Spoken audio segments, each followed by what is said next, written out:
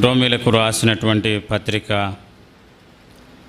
6వ అధ్యాయము 14వ వచనం. మీరు కృపకే గాని ధర్మశాస్త్రమునకు లోనైన వారు కారు గనుక పాపము మీ మీద ప్రభుత్వము చేయదు. కాబట్టి వ్రాయబడినటువంటి మాట మనం ఇక్కడ చూస్తూ ఉన్నాం. పాపము మీ మీద ప్రభుత్వము చేయదు. ఎప్పుడు అంటే దానికి ముందున్నటువంటి వచనాల్లో ప్రభు మనకి స్పష్టంగా వ్రాయించి ఉంచాడు కొన్ని మాటలు. ఎప్పుడు అంటే రండి మనం చూద్దాం. 8, 9 వచనాలు కలిసి ఉన్నాయి. మనము క్రీస్తుతో కూడా చనిపోయిన ఎడల మృతులలో నుండి లేచిన క్రీస్తు ఇకను చనిపోడని, మరణమునకు ఇకను ఆయన మీద ప్రభుత్వము లేదనియు ఎరిగి ఆయనతో కూడా జీవించుదుమని నమ్ముచున్నాము. ఎప్పుడు పాపానికి మన మీద ప్రభుత్వము ఉండదు అంటే మొదటి మాట ఎరగాల, మనము ఎరగాల. రెండవ మాట మనం చూద్దాం రండి. 11వ వచనం.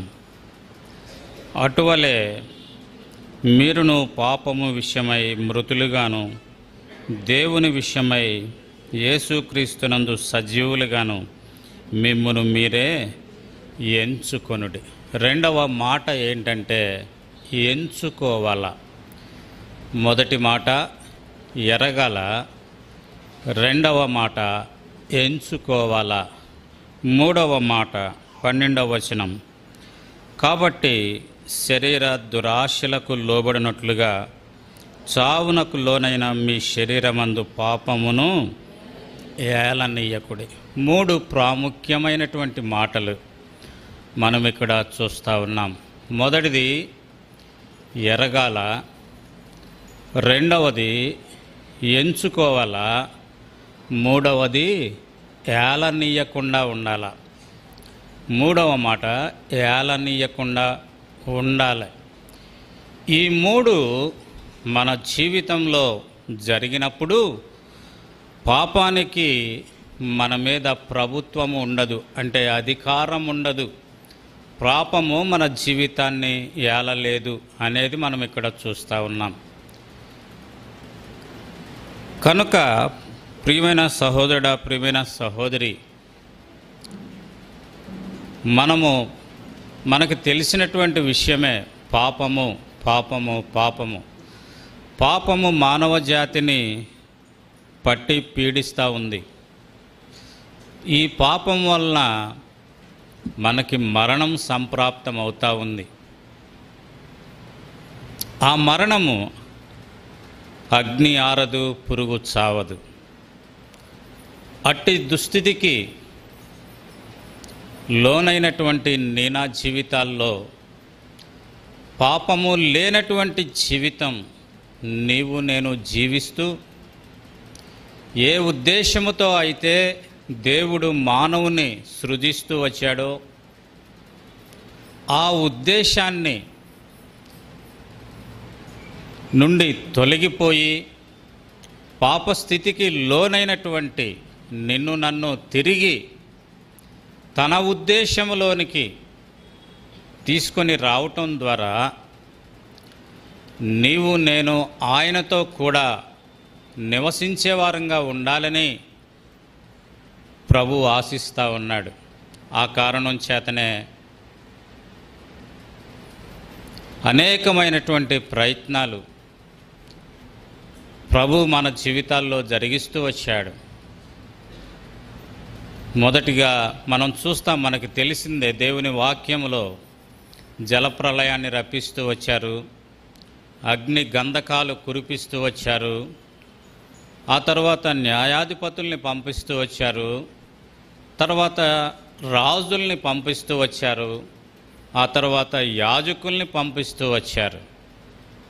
అయినప్పటికీ మానవుని యొక్క జీవితంలో మార్పు రాని కారణం చేత ప్రభు తానే ఈ లోకానికి కుమారుడిగా దిగి వచ్చి నా పాపాలు పరిహరించేదాని కొరకై కల్వరి శిలువలో తాను బలైనట్లుగా మనం చూడగలుగుతా ఉన్నాం.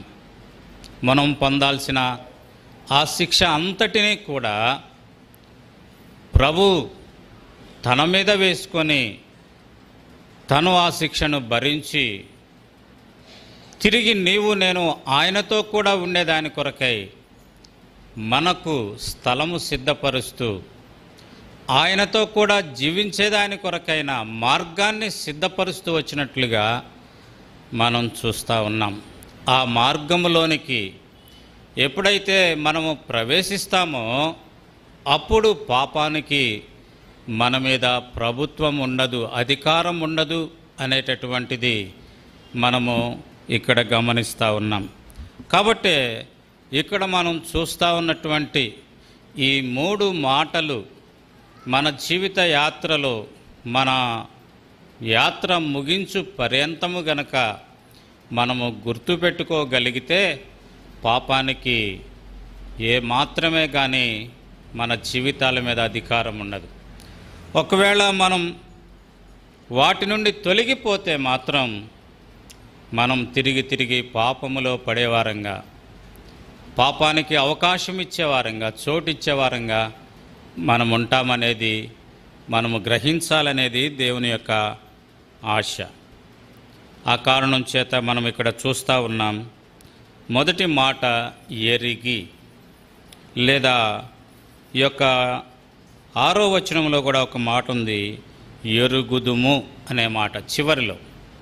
ఎరిగి లేదా ఎరుగుదుము అనేది మొదటి మాట. రెండవదిగా ఎంచుకొనుడి, మీకు మీరే ఎంచుకొనుడి అనేది రెండవ మాట. మూడవదిగా ఏలనివ్వకుడి అనేది మూడవ మాటగా మనం అక్కడ చూస్తూ ఉన్నాం. ఇవన్నీ మనకి ఏ రీతిగా సాదృశ్యమవుతూ ఉన్నాయి, ఏ రీతిగా సంప్రాప్తమవుతూ ఉన్నాయి అంటే మనం ఇక్కడ చూస్తే 6వ వచనంలో అలాగైనా ఏమందుము కృప 6వ అధ్యాయం 1వ వచనం, అలాగైనా ఏమందుము కృప విస్తరింపవలనని పాపమందు నిలిచియుందుమా, అట్లనరాదు పాపము విషయమై చనిపోయిన మనము ఇక మీదట ఎలాగూ దానిలో జీవించుదుము. కాబట్టి ఇక్కడ మనం చూస్తూ ఉంది, పాపము విషయమై చనిపోయిన మనము ఎలాగూ జీవించుదుము అంటూ అక్కడ చక్కగా వ్రాస్తూ ఉన్నారు.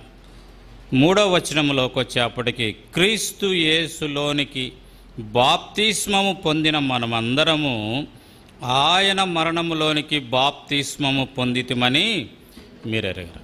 కాబట్టి ఇక్కడ మనం ప్రాముఖ్యంగా గమనించాల్సినటువంటి విషయం ఏంటిది అంటే, ప్రభు వల్ల చేయివేస్తూ ఉన్నటువంటి నా జీవితంలో ఒక దినం అంటూ బాప్తిస్మములో మనము పాలు పంపులు పొందినటువంటి దినముంది.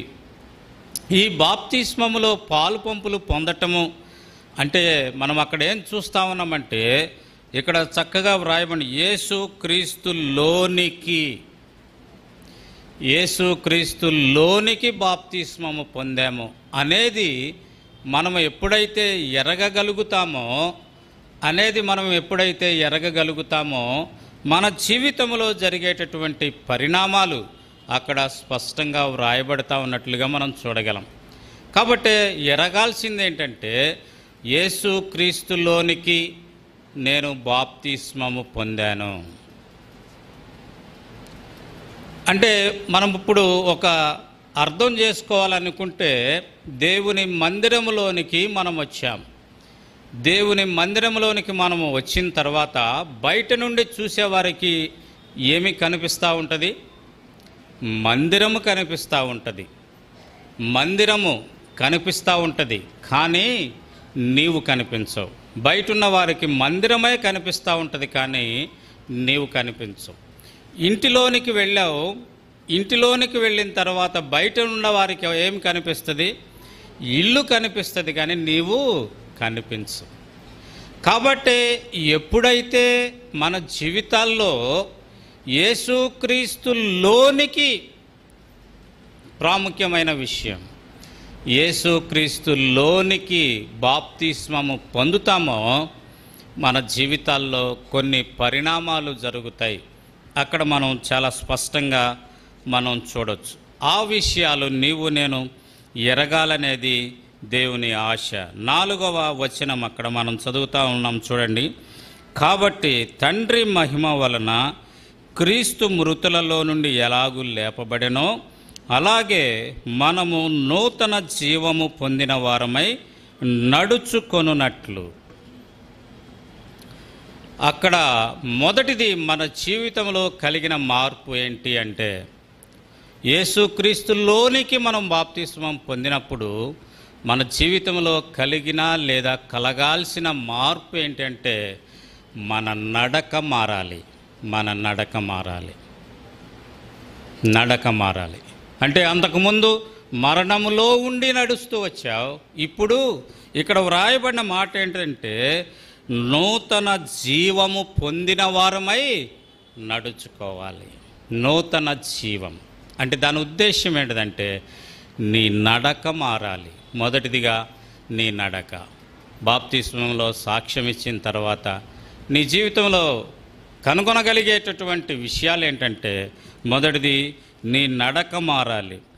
రెండవదిగా మనం అక్కడ గమనిస్తూ ఉన్నాం 5వ వచనం, మరియు ఆయన మరణము యొక్క సాదృశ్యమందు ఆయనతో ఐక్యము గలవారైన ఎడల యేసు పునరుద్ధానం యొక్క సాదృశ్యమందు ఆయనతో ఐక్యము కలవారమగుదుము.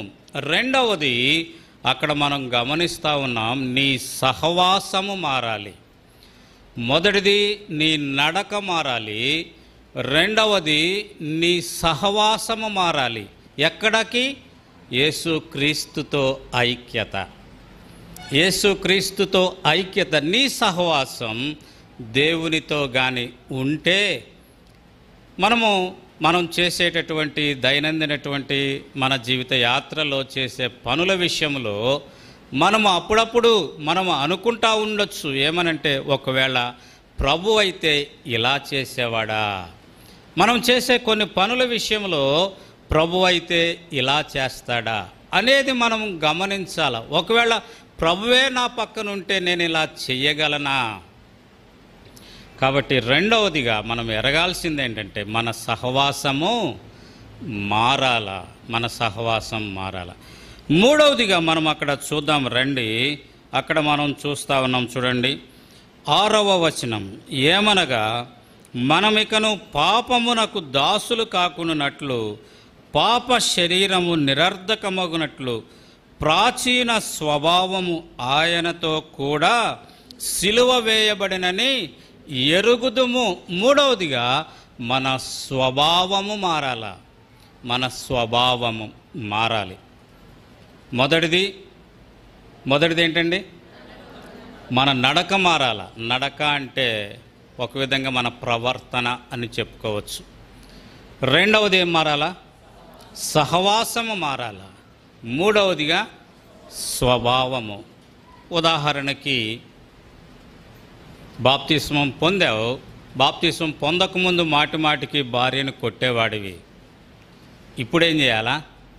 నీ స్వభావం మారింది. ఏం చేయాలా? ప్రేమించాలా, ప్రేమించగలగాల. భర్తను ద్వేషించేదానివి, ఇప్పుడేం చేయాలా?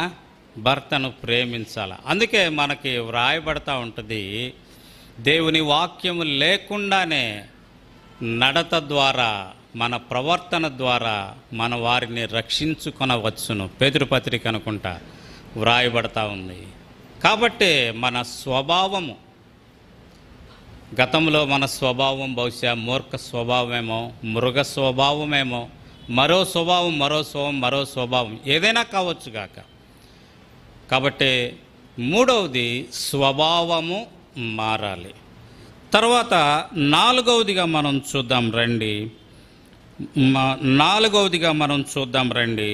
ఇక్కడ వ్రాయబడతా ఉంది 7వ వచనం, చనిపోయిన వాడు పాప విముక్తుడని తీర్పు పొంది ఉన్నాడు. చనిపోయిన వాడు పాప విముక్తుడని తీర్పు పొంది ఉన్నాడు. మనము క్రీస్తుతో కూడా చనిపోయిన ఎడల మృతులలో నుండి లేచిన క్రీస్తు ఇకను చనిపోడనియు మరణమునకు ఇకను ఆయన మీద ప్రభుత్వము లేదనియు ఎరిగి. కాబట్టి ఇక్కడ మన యొక్క విధానము మారాల, జీవన విధానము, లైఫ్ స్టైల్ మారాల, జీవన విధానం. అంటే ఇక్కడ మనం ఏమి గమనిస్తూ ఉన్నామంటే, అక్కడ చనిపోయిన వాడు పాప విముక్తుడు, విముక్తి పొందాడు అంటే మరణము నుండి లేచాడు. అంటే దాని అర్థం ఏంటిది అంటే, పాప కార్యాల నుండి, పాప స్వభావము నుండి లేదా పాపమును పాతిపెట్టి పునరుద్ధానుడైన తిరిగి లేచినటువంటి మన యొక్క స్థితి మారింది. అక్కడ మన స్థితి మారాల. చనిపోయినటువంటి ఆ స్థితి నుండి లేచిన లేదా ఆ అనుభవంలోనికి నీవు నేను రావాల. మన అనుభవ జీవితము మారాల. ఐదవదిగా మనం అక్కడ గమనిస్తూ ఉన్నాము. చూడండి, ఐదవదిగా మనం అక్కడ గమనిస్తూ ఉన్నాం. 9 లేదా 9వ వచనమే అక్కడ, మనము క్రీస్తుతో కూడా చనిపోయిన ఎడల మృతులలో నుండి లేచిన క్రీస్తు ఇకను చనిపోడనియు మరణమునకు ఇకను ఆయన మీద ప్రభుత్వము లేదనియు ఎరిగి ఆయనతో కూడా జీవించుదుమని నమ్ముచున్నాము. ఆయనతో కూడా మన గురి, మన గమ్యము మారాలి. ఆయనతో కూడా గురి, మన గురి ఏంటిదంటే ఆయనతో కూడా జీవిస్తామనే నమ్మికలోనికి నీవు నేను రావాలా. మన గురి, మన గమ్యం మారాల. ఇవన్నీ ఎప్పుడు మన జీవితంలో సంభవిస్తాయి అంటే, మన జీవితంలో ఎప్పుడైతే మనము ఈ యొక్క క్రీస్తు యేసులోనికి బాప్తిస్మము పొందాము అనే గ్రహింపులోనికి వస్తామో, అనే అనుభవంలోనికి వస్తామో, అప్పుడు మన జీవితంలో ఈ 5 అంతల అనుభవాన్ని మనం చూడగలుగుతాం. అలా కాకుండా మనమేదో మన అక్కర కొరకు, మన అవసరాల కొరకు, లేదో ఎవరో ప్రేరేపిస్తే, ఎవరో ప్రోత్సహించటం ద్వారా మనం తీసుకునేటటువంటి ఆ యొక్క బాప్తిస్మము ద్వారా మనము ఈ అనుభవంలోనికి రాలేము, కానీ ఈ ఎరుకలోనికి రాలేము, కానీ మరింతగా పతనమయ్యేటటువంటి వారంగా మనం ఉంటాం. కనుక ప్రియమైన సహోదరుడా, ప్రియమైన సహోదరి, ఎంతకాలం నుండి నీవు దేవుని మందిరానికి నీవు వస్తూ ఉన్నావో, ఎంతకాలం నుండి దేవునిని నీవు ఆరాధిస్తూ ఉన్నావో, ఎంతకాలం నుండి ప్రభు యొక్క బలలో, ఆయన శరీరం, ఆయన యొక్క రక్తములో నీవు చేయి వేస్తూ ఉన్నావో తెలియదు, కానీ ఈ అనుభవంలోనికి నీవు వచ్చావా, ఈ ఎరుకలోనికి నీవు వచ్చావా? యేసుక్రీస్తులోనికి నేను బాప్తిస్మము పొందాను. అందుకే ఇక్కడ మనం చక్కగా ఒక మాట కూడా ఉంటుంది, ఇంకా మనకు అర్థమవటానికి చక్కగా యేసుక్రీస్తులోనికి అనేది మనకు చక్కగా అర్థమవటానికి గలతీలకు రాసినటువంటి పత్రికలో మనకు ఒక చక్కని మాట ఉంటుంది. 3వ అధ్యాయము 27వ వచనం. 3వ అధ్యాయము గలతీలకు రాసినటువంటి పత్రిక 3వ అధ్యాయము 27వ వచనం మనం గనక చదివితే, క్రీస్తులోనికి బాప్తిస్మము పొందిన మీరందరూ క్రీస్తును ధరించుకున్నారు. అది మన జీవితంలో కావాల్సింది. ఏంటిది? ఎప్పుడైతే మనం యేసుక్రీస్తులోనికి బాప్తిస్మము పొందామో, అప్పుడు మనం ఏమి చేస్తూ ఉన్నాము అంటే, క్రీస్తుని ధరించుకుంటా ఉన్నాం. యేసుక్రీస్తుని మనం ధరించుకుంటా ఉన్నాం. యేసుక్రీస్తు ప్రభువారిని మనం ధరించుకుంటే కదా మనకి తెలుసు, మనం అంటే ఇక్కడ ప్యాంటు షర్ట్ వేసుకుంటాం, కానీ సహజంగా మరి లోదరన్ చర్చి ఇట్లాంటి కొన్నిట్లో వాళ్ళ అంగీలు నిలువుటంగీలు ధరిస్తారు. పాత నిబంధనలో యూదుల సాంప్రదాయం నిలువుటంగి ధరిస్తారు. ఆ నిలువుటంగి ధరిస్తే కేవలం ఈ ముఖం ఒక్కటే కనిపిస్తుంది, కానీ మొత్తము కనిపించదు. ఏం కనిపిస్తుంది? వాళ్ళని చూస్తే అంగీ మాత్రమే కనిపిస్తుంది, అంగీ మాత్రమే కనిపిస్తుంది. కాబట్టి ఒకవేళ ఇప్పుడు నీవు క్రీస్తుని ధరించుకొని ఉంటే మనం ఇక్కడ చూస్తూ వచ్చాం. మొదటిది ఏంటిది? మన నడకలో క్రీస్తు కనిపిస్తాడు. రెండవది ఏంటది? సహవాసములో క్రీస్తు కనిపిస్తాడు. మూడవది ఏంటది? స్వభావములో క్రీస్తు కనిపిస్తాడు. నాలుగవది ఏంటది? విధానము, జీవన విధానం, మన అనుభవములో క్రీస్తు కనిపిస్తాడు. ఐదవది ఏంటది? మన గురిలో, మన గమ్యము, మన గురిలో క్రీస్తు కనిపిస్తాడు. అందుకే ఇక్కడ కూడా అంటాడు, రోమీలకు రాసినటువంటి పత్రిక 13వ అధ్యాయంలో కూడా ఈ చక్కని మాట వ్రాస్తాడు.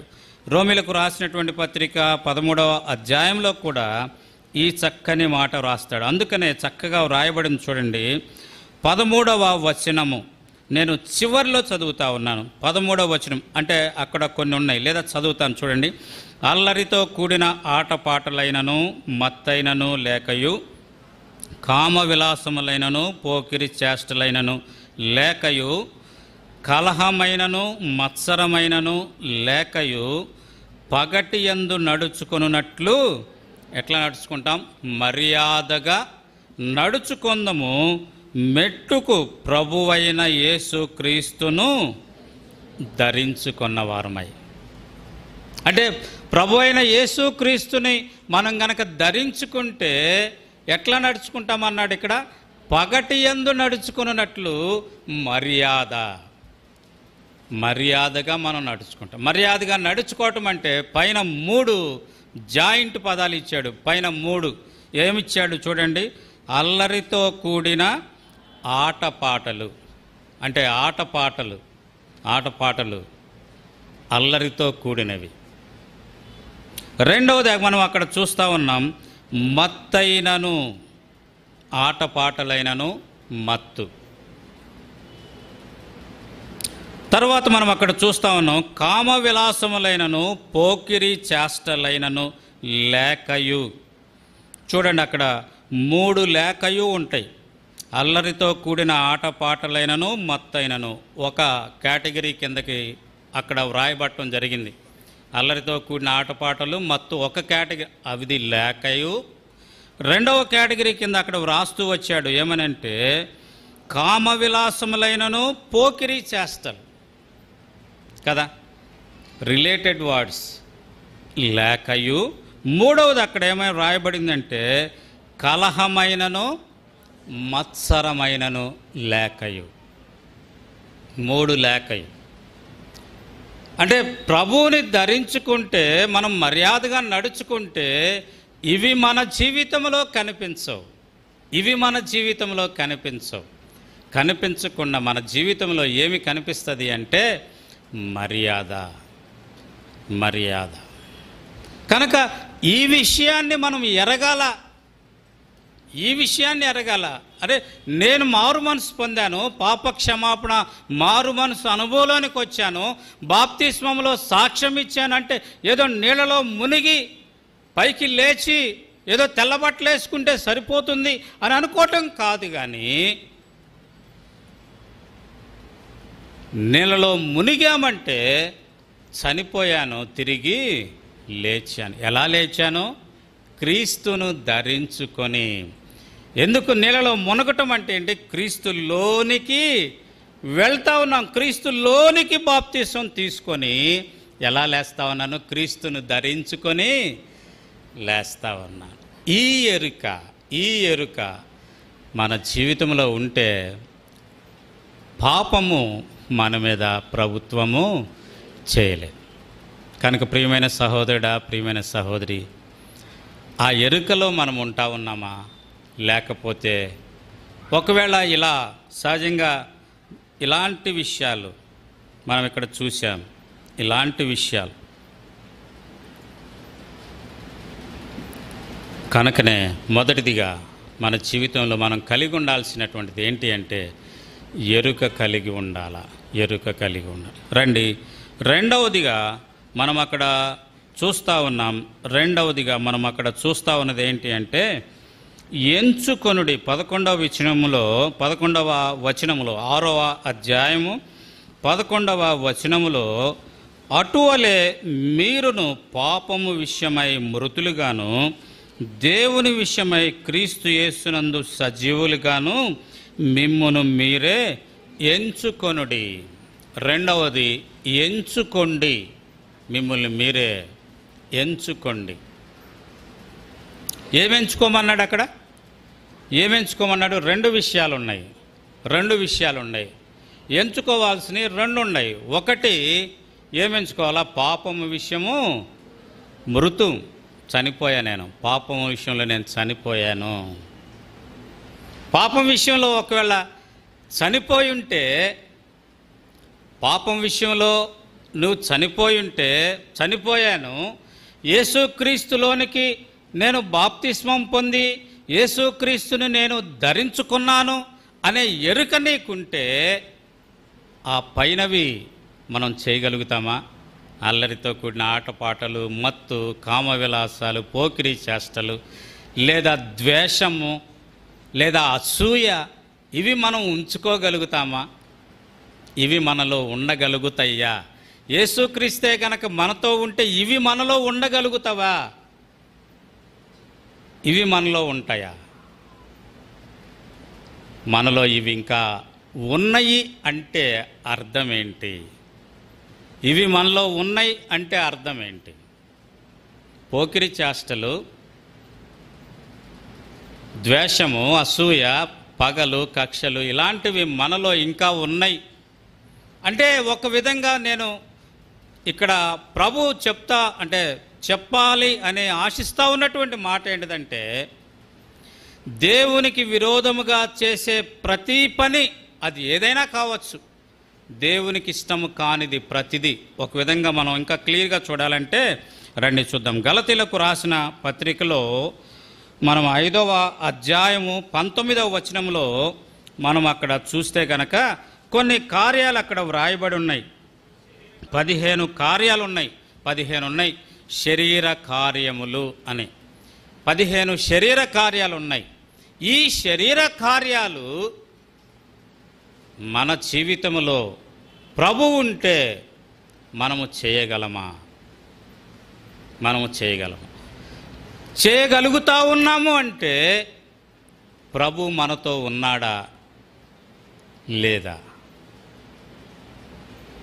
అంటే వీటి విషయంలో మనం చనిపోయామా లేక ఇంకా బ్రతికే ఉన్నామా? ఒకవేళ ఇంకా బ్రతికే ఉంటే అలా వాటి విషయంలో ఇంకా బ్రతికి ఉండి, అంటే పాపము విషయంలో ఇంకా బతికి ఉండి ప్రభు వల్ల గనక నువ్వు చేయి వేస్తే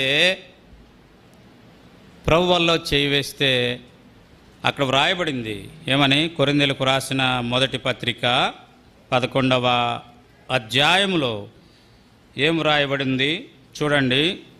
30వ వచనంలో మీలో అనేకులు బలహీనులు, రోగులు, నిద్రించేవారు.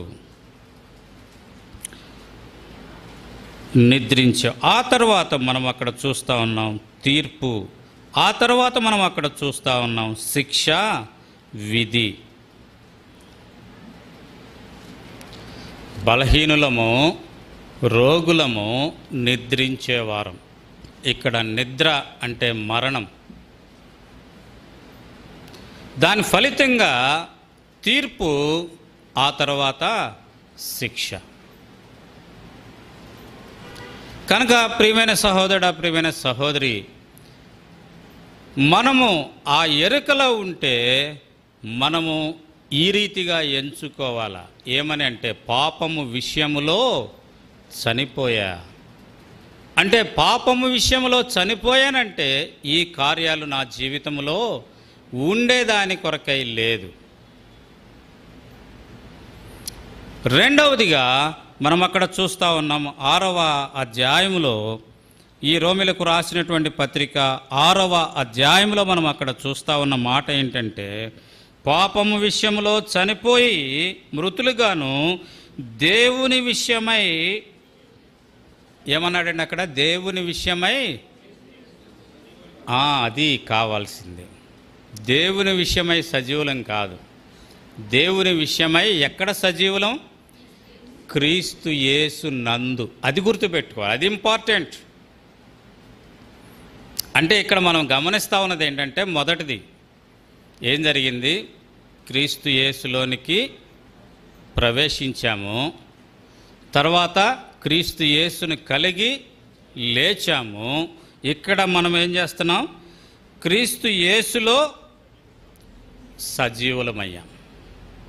ధరించుకొని లేచినప్పుడు క్రీస్తు యేసులో సజీవులం. క్రీస్తు యేసులో సజీవులమైతే క్రీస్తు యేసుకు కలిగిన ఈ మనస్సు మీరును కలిగి ఉండుడి. ఏంటా మనస్సు? ఏంటా మనస్సు కదా? అక్కడ వ్రాయబడతా ఉంది ఎఫెసీయులకు రాసినటువంటి పత్రికలో, క్రీస్తు యేసుకు కలిగిన ఈ మనస్సు మీరును కలిగి ఉండుడి.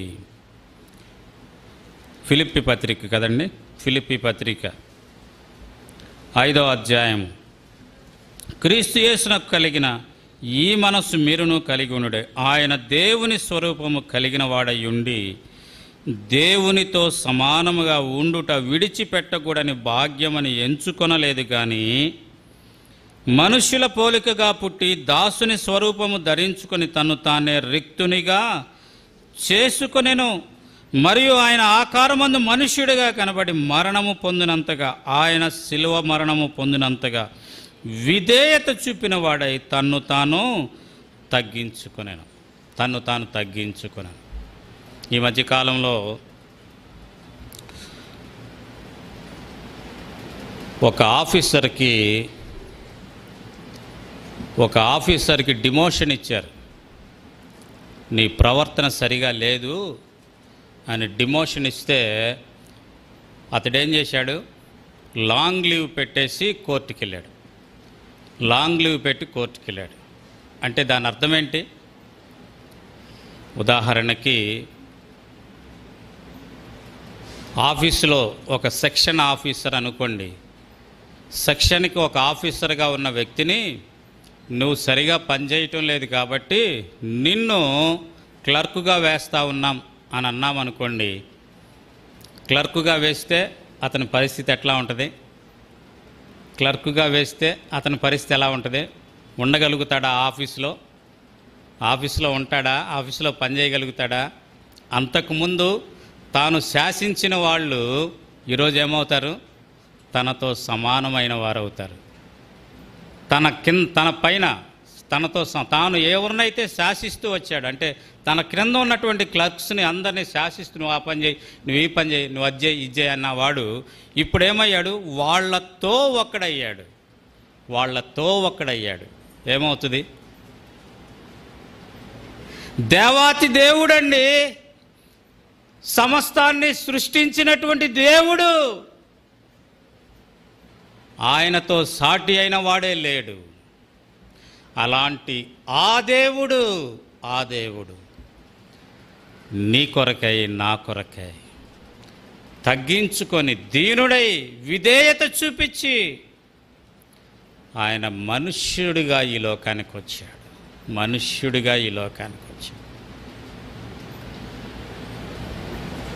అది అక్కడ మనం చూస్తూ ఉంది. క్రీస్తు యేసుకు కలిగిన ఈ మనస్సు. కాబట్టి ఏంటిది దేవుని మనస్సు అంటే? తగ్గించుకోగలగటం. ఒకనినొకడు నీకంటే ఎక్కువగా ఎంచుకో, నీ ఎదుటివాన్ని నీకంటే ఎక్కువగా ఎంచుకో అంటాడు. కాబట్టి రెండవదిగా మనము చేయాల్సింది ఏంటంటే ఎంచుకొనుడి. ఎక్కడ? యేసు క్రీస్తులో ఎంచుకోవాలి. ఎలా ఎంచుకోగలుగుతామంటే ఆయన స్వభావములోనికి వచ్చినప్పుడు, ఆయన మనస్సులోనికి మనం ఎప్పుడైతే రాగలుగుతామో అప్పుడు మనం అది ఎంచుకోగలుగుతాం. మనకు తెలుసు చాలామంది దేవుని సేవ కొరకై, దేవుని పని కొరకై ఎంతో ఉన్నతమైనటువంటి ఉద్యోగాలు. ఈ మధ్యకాలంలో ఒక సేవకుడు నాతో చెప్తా వచ్చాడు, మాట్లాడా. ఆయన చాలా గొప్ప, ఒక ఆఫీసర్ ర్యాంకు తగ్గించుకొని వచ్చాడు, సేవకు వస్తే వచ్చిన దగ్గర ఉన్నటువంటి పెద్దలు, అంటే ఒక పల్లెటూరు చదువుకొని వాళ్ళు ఈయన్ని, బ్రదర్ మనం అట్లా చేయాలి ఇట్లా చేయాలంటే ఈయనకి లోపల చాలా కష్టంగా ఉంటుంది. కానీ ఆయన వచ్చిన ఉద్దేశాన్ని మర్చిపోలేదు కాబట్టి అక్కడ ఆ సేవ ఫలవంతమైంది. ఇలా జరిగింది బ్రదర్, ఇలా జరిగింది. ఎందుకు మనకు తెలుసు, అరవిందం గారు ఆయన రైల్వేలో పనిచేస్తూ ఉంటాడు. రైల్వేలో పనిచేసి ఉద్యోగానికి రిజైన్ చేసి ఆయన వచ్చినప్పుడు కర్నూలు ఎక్కడో వేశారంట. అంటే మధ్యలో ఆయన సాక్ష్యం వింటే మనకు అర్థమవుతుంది.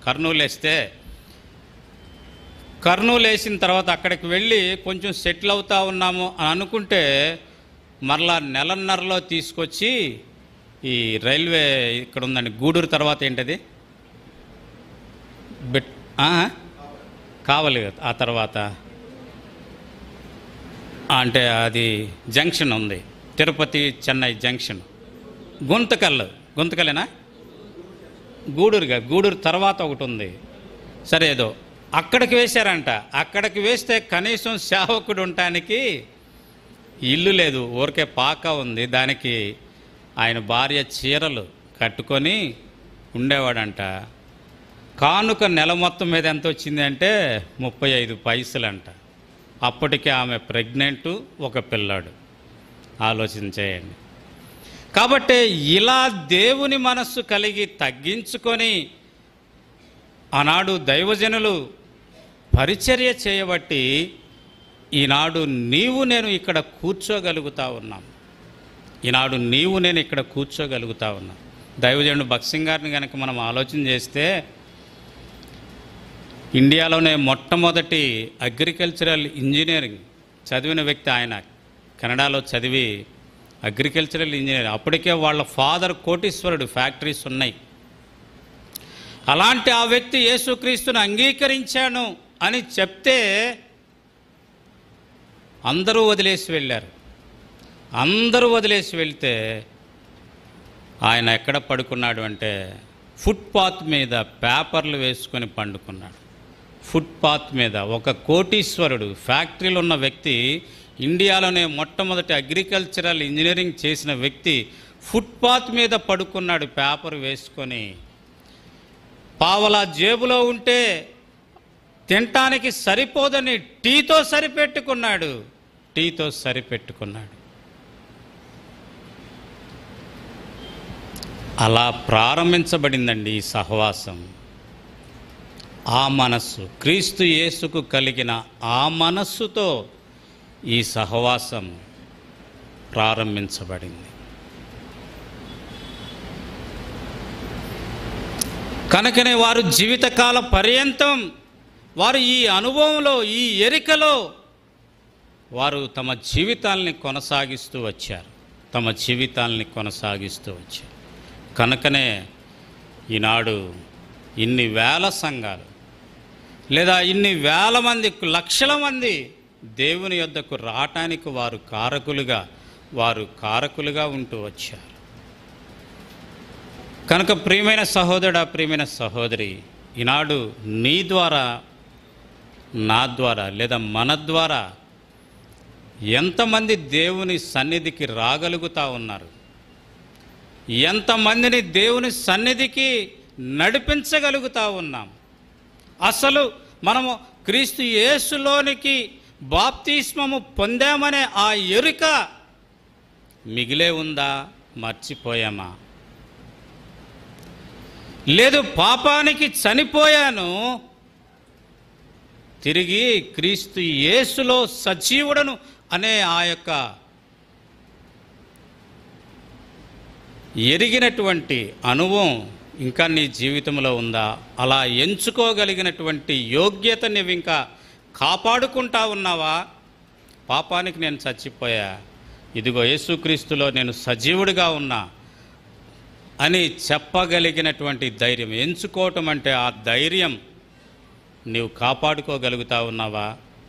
ఒకవేళ కాపాడుకుంటే మొదటి ఆ 5 అనుభవం, నీ నడక, నీ గురి, నీ గమ్యం, నీ ప్రవర్తన మార్పుందా లేక పాత విధానంలోనే జీవిస్తూ ఉన్నావా?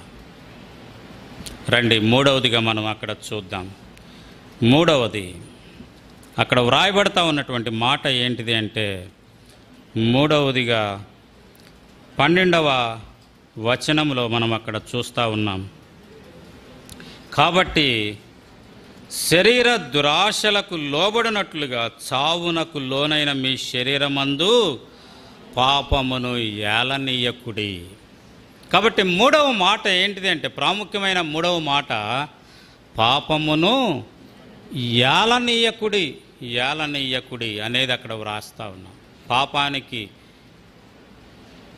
ఏలనిస్తా ఉన్నాం. పాపానికి మన జీవితంలో అనుమతిస్తూ ఉన్నామా లేక అనుమతి నిరాకరిస్తూ ఉన్నామా? అందుకే ఒక మాట గుర్తొస్తూ ఉంది ప్రసంగి గ్రంథంలో, ఏంటిదంటే, ప్రాకారము లేక పాడైన పురము ఎంతో తన మనస్సును అణుచుకొనలేనివాడు అంతే. ప్రాకారం లేకుండా ఉంటే ఏమవుతుంది? ప్రాకారం లేకపోతే ఏమవుతుంది? శత్రువులు ఈజీగా ప్రవేశిస్తారు, ఈజీగా ప్రవేశిస్తాయి. ఉదాహరణకి మన ఇంటికే ప్రాకారం లేదనుకోండి, ఏమవుతుంది? దారిని పోయే వాళ్ళు ఎవరైనా వస్తారు, రాగలుగుతారు. లేదా పశువులు రాగలుగుతాయి, దుమ్ము ధూళి అంతా వచ్చేస్తుంది, ఇంట్లోనే ఉంటుంది. కారణం ఏంటంటే ప్రాకారం లేదు, ప్రాకారం లేదు. కాబట్టి ఇవన్నీ రాగలుగుతూ ఉన్నాయి. అలా కాకుండా ప్రాకారం ఉందనుకోండి, ప్రాకారం ఉంటే అవి రాలేవు, ఎవరు రాలేరు. ఒకవేళ ఎవరైనా వచ్చినా మన అనుమతితోనే లోపలికి వస్తారు, మన అనుమతి తీసుకొని లోపలికి వస్తారు. బెల్ కొడతారు లేదా తలుపు కొడతారు, అయ్యా నేను ఫలానా అంటే సరే రండి అంటేనే అప్పుడు లోపలికి వస్తారు. లేదులేండి మరలా రండి అన్నాం అనుకోండి, వాళ్ళు లోపలికి రాలేరు. ఇక్కడ రెండు రండిలే, ఒకటి రండి, రెండోది మరలా రండి. రండి మరలా రండి, చాలా వ్యత్యాసం ఉంది, చాలా వ్యత్యాసం ఉంది. రెండు రండులే కానీ చాలా వ్యత్యాసం ఉంది. ఏది నీ జీవితంలో రండి అంటా ఉన్నావా పాపానికి, లేదా చూద్దాంలే ఆగిపో తలుపేస్తూ ఉన్నావా? కాబట్టి అక్కడ మనం చూస్తూ ఉన్నాం, శరీరమందు పాపమును. ఇక్కడ ఏం రాయబడిందంటే చూడండి, ఒకటి, కాబట్టి శరీర దురాశలకు లోబడినట్లుగా. ఇక్కడ ఏలనిస్తే కలిగేటటువంటి ఫలితం ఎందుకు ఏలుబడి చేస్తుంది అంటే, శరీరము దురాశలకు లోబడితే పాపము ఏలుబడి చేస్తుంది. లోబడితే ఏలుబడి చేస్తే అక్కడ వ్రాయబడిన మాట ఏంటంటే ఏముంది? చావునకు చావు ఉంది. లోబడితే ఏలుబడి ఉంది, ఏలుబడితే చావు ఉంది. చావు. అందుకే మనం ఇక్కడ చూస్తాం చూడండి, ఇక్కడ మనము 2వ పేతురు పత్రికలో కూడా ఈ మాట వ్రాయబడతా ఉంది. చూడండి ఒక మాట, 2వ పేతురు పత్రిక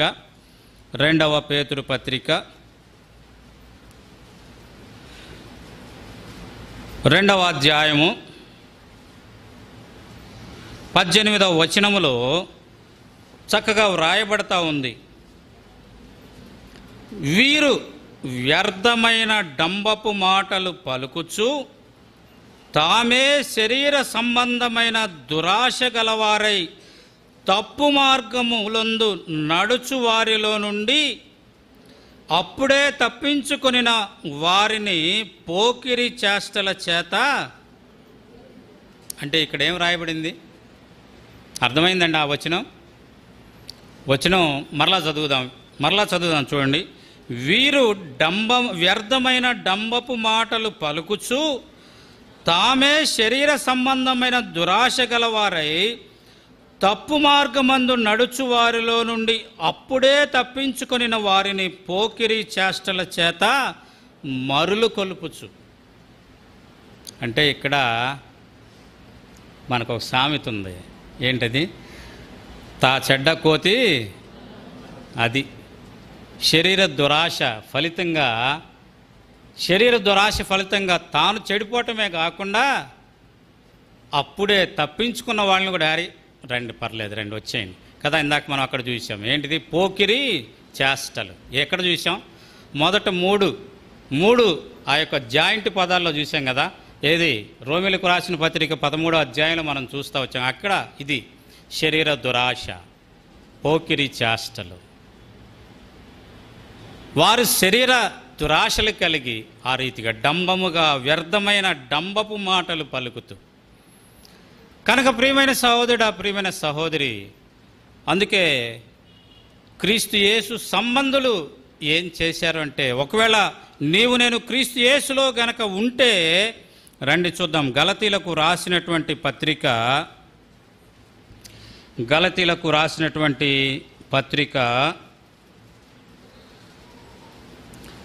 5వ అధ్యాయము 23వ వచనం. 5వ అధ్యాయము 23వ వచనం. ఇట్టి వాటికి విరోధమైన నియమమేదియు లేదు. క్రీస్తు యేసు సంబంధులు శరీరమును దాని ఇచ్చలతోనూ దురాశలతోనూ, అందుకు మనం ఇందాక చదువుకుంది క్రీస్తు యేసు అనేది. ఇక్కడ ఏం రాయబడింది? ఏం చేస్తారు? క్రీస్తు యేసు సంబంధులు. ఎవరు క్రీస్తు యేసు సంబంధులు? క్రీస్తు యేసులోనికి బాప్తిస్మం పొంది క్రీస్తు యేసును ధరించుకొని పైకి లేచిన వారు క్రీస్తు యేసు సంబంధులు. ఇప్పుడు అర్థమైంది అనుకుంటానండి. ఇప్పుడు అర్థమైంది కదా. అలాంటి వాళ్ళు ఏం చేస్తారు? శరీరమును దాని ఇచ్చలతోనూ దురాశలతోనూ ఏం చేస్తారు? సిలువేస్తారు. సిలువేస్తే అప్పుడు నా జీవితాల మీద పాపానికి ప్రభుత్వము ఉండదు. నా జీవితాలకి పాపముకి ప్రభుత్వం ఉండదు. కనుక ప్రియమైన సహోదరుడా, ప్రియమైన సహోదరి, ఈ అనుభవంలో నా జీవితాలు ఉండాలనేదే దేవుని ఆశ. ఏదో బాప్తిసం తీసుకుంటా ఉన్నాము, లేదా ప్రభు బలిలో చేయి వేస్తూ ఉన్నాము, లేదా ప్రభుని ఆరాధిస్తూ ఉన్నాము, అది ప్రాముఖ్యం కాదు. కానీ ఈ ఎరిగి ఆ ఎరుకలో ఎంచుకోగలుగుతూ, ఏ ఎరుక? 5 విషయాలు మనం చూసాం. మన ప్రవర్తన, మన సహవాసము, మన అనుభవము, మన గురి, మన గమ్యం కదా. ఆ 5 విషయాల్లో మనము అంటే ఏ మైండ్ కలిగి ఉండాలి మనం? ఆ 5 విషయాల్లో సౌండ్ మైండ్ అంటే సౌండ్ మైండ్ కలిగి ఉండాలి. అంటే మైండ్ ఆబ్సెంట్ కాకుండా, నా ఉద్దేశం. దానికి ఏం పదం పెడతారో తెలియదు కానీ, అంటే చక్కని మెలకువ కలిగి, కరెక్ట్ పదం, మెలకువ కలిగిన మైండ్ కలిగి ఈ అనుభవంలో ఉంటే, రెండవది ఆ యొక్క ఏంటది? రెండవది ఏంటి? ఎంచుకోగలుగుతాం. ఏమని ఎంచుకోగలుగుతాం? పాపానికి నేను చనిపోయాను, నేను చచ్చిపోయాను, పాపానికి నేను చనిపోయాను. ఎక్కడ బ్రతికాను? క్రీస్తు యేసులో నేను బతికుండా. కాబట్టే క్రీస్తు ఇది చేస్తే నేను అది చేస్తా. క్రీస్తు చేయలేదనుకో నేను చేయను. క్రీస్తు అక్కడికి వెళ్తే నేను అక్కడికి వెళ్తా, క్రీస్తు వెళ్ళకపోతే నేను వెళ్ళను, క్రీస్తు అది చూస్తే నేను చూస్తా, లేకపోతే నేను చూడను. ఆ అనుభవంలోనికి వస్తాము. ఆ అనుభవంలోనికి ఎప్పుడైతే మనం వస్తామో పాపాన్ని మనము ఏలనీయం. పాపం మన మీద ఏలుబడి చేయలేదు, ఏలుబడి చేయలేదు అనేది మనం గమనిస్తాం. కాబట్టి అప్పుడు మనం ఇక్కడ చదువుకున్న మాట, పాపము మీ మీద ప్రభుత్వము చేయదు. ఏంటి కారణం అంటే దేవుని యొక్క అకృప. కృప ద్వారానే నీవు నేను రక్షించబడ్డాం. ఆ కృపను బట్టి మనము జీవించగలుగుతా ఉన్నాం. కనుక ఇట్టి అనుభవంతో మనల్ని మనం ఒకసారి పరిశీలన చేసుకొని, ప్రభా నా జీవితంలో ప్రభా ఎంతకాలమైందో నేను అంగీకరించి, ప్రభా బాప్తిస్మంలో ఎంత కాలమైంది నేను సాక్ష్యం ఇచ్చి, అయితే ఈ ఎరుక నేను మర్చిపోయాను, ఈ ఎరుక మర్చిపోయాను.